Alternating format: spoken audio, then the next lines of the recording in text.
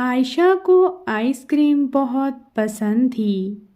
وہ اپنی ماما سے کہہ رہی تھی، ماما مجھے آئس کریم لے کر دیں، میں نے آپ سے پہلے بھی کہا تھا۔ ننھی عائشہ اپنی ماما سے بار بار آئس کریم کھانے کی فرمائش کر رہی تھی۔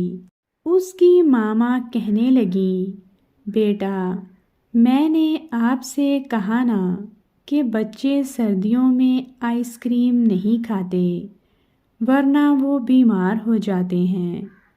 اس کی ماما اسے کئی بار یہ الفاظ کہہ چکی تھیں لیکن اس پر کوئی اثر نہیں ہوا۔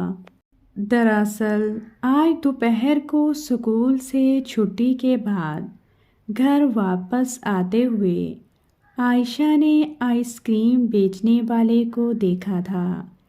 آئس کریم اس کی بہت پسندیدہ چیز تھی، تبھی اس کے منہ میں پانی بھر آیا۔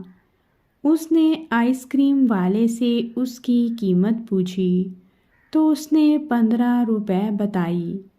عائشہ نے آئس کریم خریدنے کے لیے جیب میں ہاتھ ڈالا تو اس کے پاس 10 روپے تھے۔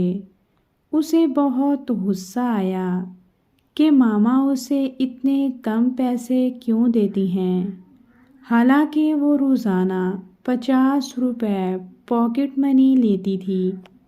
اس لیے گھر آتے ہی اس نے ماما سے کہنا شروع کر دیا کہ اسے آئس کریم لا کر دیں۔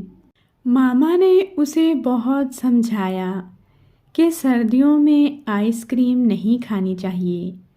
تنگ آ کر انہوں نے کہا کہ اس کے پاپا شام کو آفس سے واپسی پر آئس کریم لے آئیں گے۔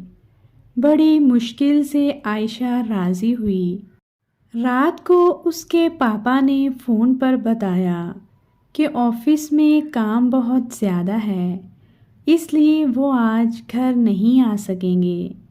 عائشہ کو اس کی ماما نے جب یہ بتایا تو اس نے دوبارہ ضد شروع کر دی۔ آخر ماما نے اپنے ملازم فضلو کو بلایا اور اس کو مارکیٹ سے آئس کریم لانے بھیج دیا۔ عائشہ نے مزے لے کر آئس کریم کھائی اور پھر سو گئی۔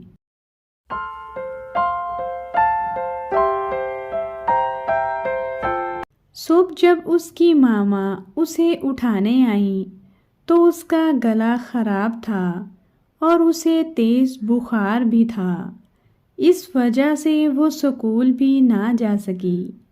تھوڑی دیر بعد پاپا گھر آئے تو ماما نے انہیں ساری بات سے آگاہ کیا۔ عائشہ کے پاپا نے ڈاکٹر کو گھر بلایا۔ ڈاکٹر نے عائشہ کا معائنہ کرنے کے بعد اسے دوا دے دی۔ ڈاکٹر نے عائشہ کے پاپا کو بتایا کہ ٹھنڈی شے کھانے کے باعث اس کا گلا بیٹھ گیا تھا، شام تک ٹھیک ہو جائے گا۔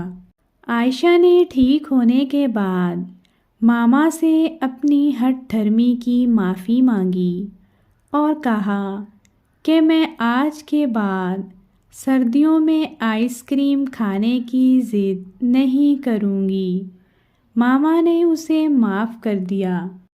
ننھے ساتھیوں، سردی میں آئس کریم اور دیگر ٹھنڈی اشیاء کھانے سے احتیاط کیجیے، ورنہ خدا نخواستہ بیمار پڑ گئے تو کڑوی دوائیاں کھانی ہوں گی اور ہو سکتا ہے موٹی سی سوئی والے انجیکشن کی تکلیف سے بھی دوچار ہونا پڑے، اس لیے بیجا ضد کرنا اچھا نہیں ہوتا۔